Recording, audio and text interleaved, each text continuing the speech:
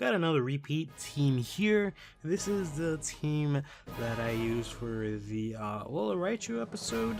The good thing about this team is, like I said, Lola Raichu, Pelipper, and Tapu Koko, they work great together. They're solid. This team in general is, alright. I don't know how much it fares now that we have actually somewhat established tiers on Pokemon Showdown.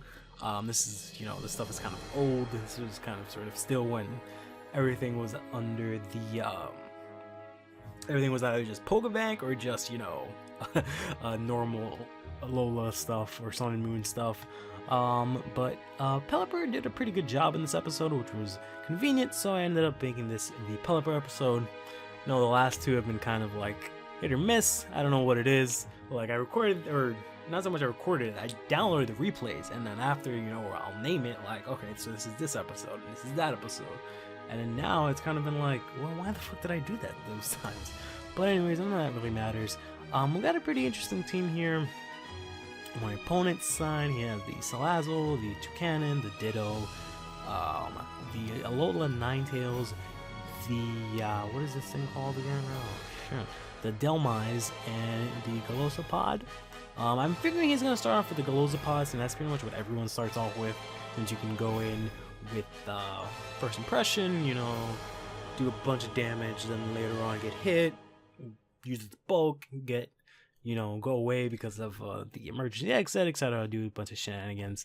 So I wasn't really expecting much else from that. So I went into my Scissor here, a Mega Evolve, so I can try and get rid of that thing as quickly as possible, as well as setup. So I go for Sword Stance. He actually goes for Spikes, which sucks. So I go for another Sword Stance here. He goes for another layer of Spikes. I go for another Sword Stance. He goes for his final layer of Spikes. And after that, I go for Bullet Punch, which this thing fucking resists. And I was just like, how in the actual fuck did that resist it? After that, the emergency exit makes him switch. And then, his Life Orb actually makes him switch. He goes into the Toucanon here, hits me with a Beak Blast, which really sucks. And then there's not really much I can do. I'm kind of just roosting here to avoid having to touch this goddamn thing. I just keep up healing up. He keeps hitting me with Beak Blast, and we're kind of stuck in this really annoying chain here. To the point where I'm just like, alright, this really isn't working out. I don't feel like hitting this thing and just getting burnt and then wasting the fact that I fucking boosted up a bunch of times. So I was just like, fuck it. Went for a fucking Bullet Punch, got rid of that thing with a crit, and then after that he fucking brings out the Ditto, copies my Mega Scizor, and then, without the burn, obviously, which is really lame. So then he hits me with a Bullet Punch, does a shit ton of damage. I hit him with a U-turn, I was like, oh fuck. So I get out of there. But actually he has what? Red card? Yeah, he hit me with red card, so I go out into Pelipper here. Hits me with a Bullet Punch. I hit that thing with a Scold. I use Roost to bring back my HP. I got the Rain out, which is really nice. Hit me with a Bullet Punch again, does a shit ton of damage again. I go for a Scold. I managed to get rid of that thing. That thing was a fucking threat, thankfully. And then I'm here with some decent HP and not getting affected by the spikes, thankfully. He goes on to the Alola Ninetales. I switch going to my Scissor, figure like you're death fodder at this point, so gets an ice or a freeze dry actually, and just goes down. And then after that, I go into my Mamoswine here. Hit that thing with an Earthquake, don't kill it somehow. And then he manages to, hit me with Moon Blast. He switches out, goes into his Galosapod here. Hits me with the first impression, takes me down. Well, unfortunately, after I used the Ice Shard, I don't know why I thought that would kill it.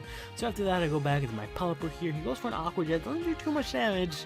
Even though after, the crit it was pretty good, and the rain, I thought it would probably kill me, but no, it doesn't do too much. I actually resist that pretty well. He goes again for an Aqua Jet. I've used Roost these times. I go for a Hurricane, but he actually doesn't get hit by it, and I switch because he ended up killing himself. And then after that, I go into Tapu Koko, who hits me with a Freeze Dry. I'm obviously trying to be faster this thing, but it has the Ice Shard, so that sucks. Because now it got me down to no HP after the Life Orb. So back again, I go into Pelipper here. And then I go against the Delmise, use the Hurricane here, which, doesn't do as much damage as I hoped for, but it confuses it and it makes it hit itself, which is great. So after that, I go for another Hurricane and I finish that Dome-Eyes there, and then he goes into the Salazzle here. Hits me with a Sludge Wave, unfortunately takes down Big Petey, who's been great in this match.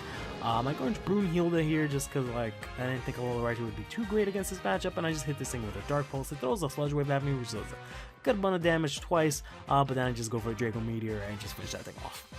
So Pepper wasn't exactly, you know, wrecking ass, even though he did do, you know, some damage, surprisingly. He took down the Dome-Eyes.